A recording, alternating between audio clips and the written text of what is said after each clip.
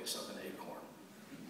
The ability to do what you guys have now all come through doing and mastering is priceless. Second, working with numbers has been an absolute godsend for me from the instant I left here. It certainly was at Columbia. I ended up teaching a course, and I was able to spot when people would collaborate in those days. You can't fool a professional. Just a couple of examples of this. In New York City, there is a tower built on top of the Museum of Modern Art. It's a condominium tower, very imaginatively called Museum Tower.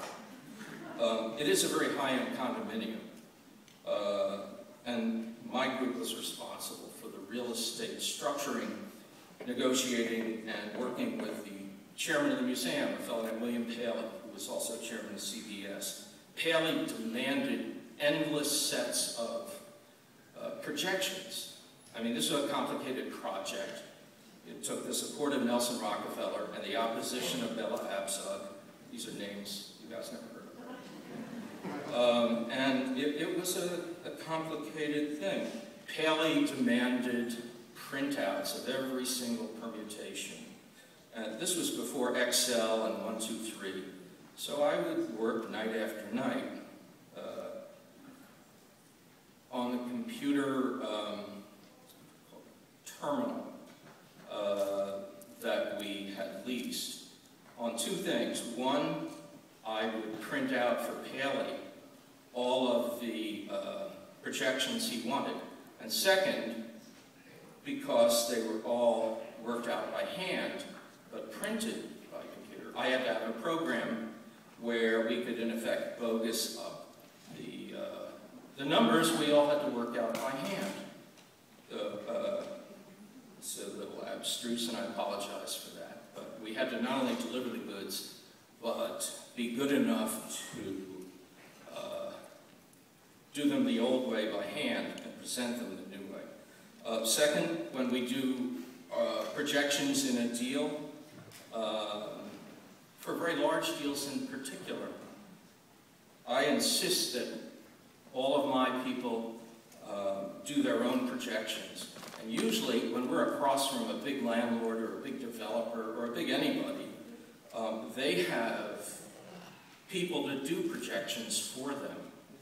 So we sit across from people who are relying on a lot of other guys, sitting someplace in a back room in Indiana or something.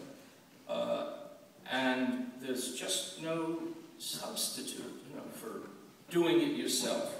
We, one example, we got somebody so flustered he walked out of his own office. I saw that as one of our finer moments.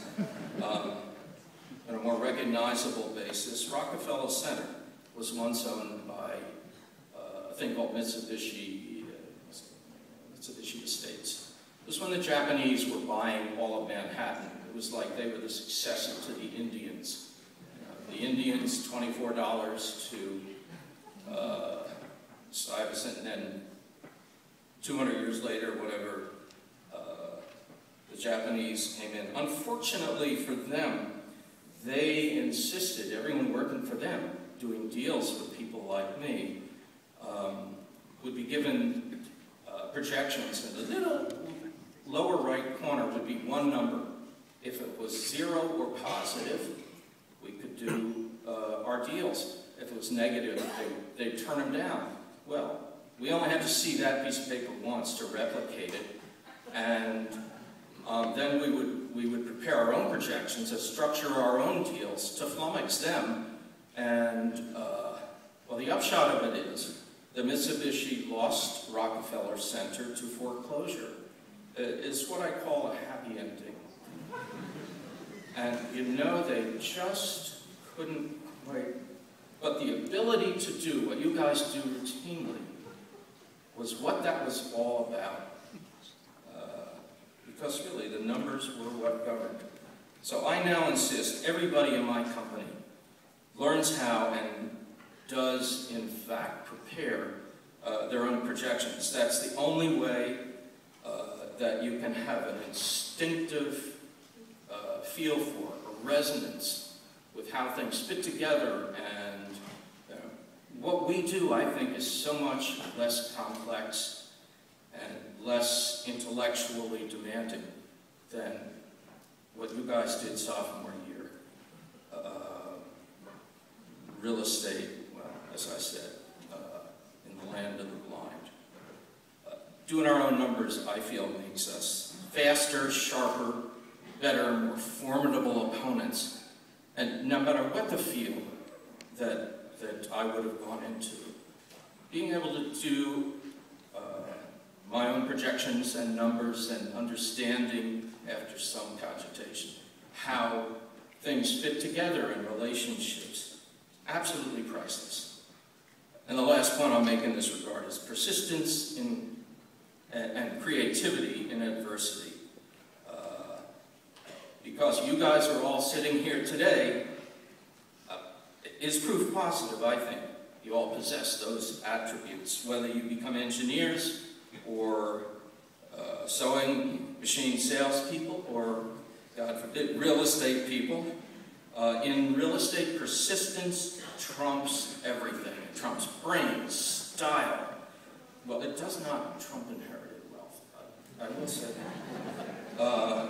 In my case, I graduated because in the last round of final exams, some tired teaching assistant who was grading my exams late one night gave me the critical few points I needed to graduate because I wrote down the square root of 2 equals 2 for small values of 2. And I also wrote pi equals 3 for large values of 3. You might be surprised how often I have said that to people in negotiations in real estate. Talk about blank stares. It's a thing of beauty. That really gets them. But, and you guys, you all know the joke about the difference between an engineer and a mathematician. No, maybe afterwards.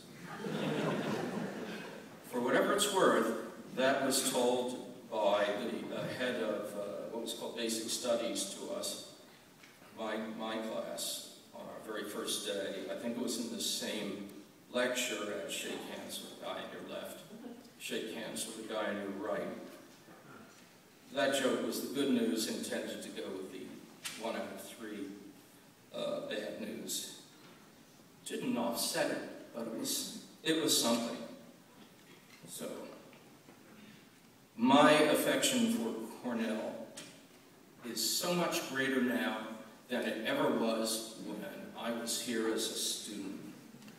And my appreciation and feel for what I really learned, it really has only been revealed to me over the course of decades.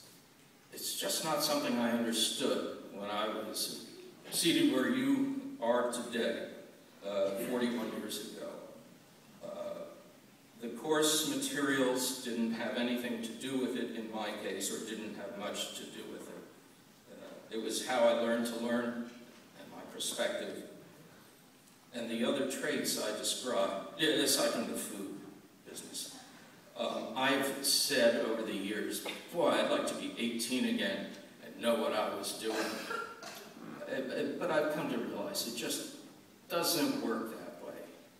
I just didn't understand the almost gravitational pull Cornell exerts in an increasing way over time, and the value of what I got here.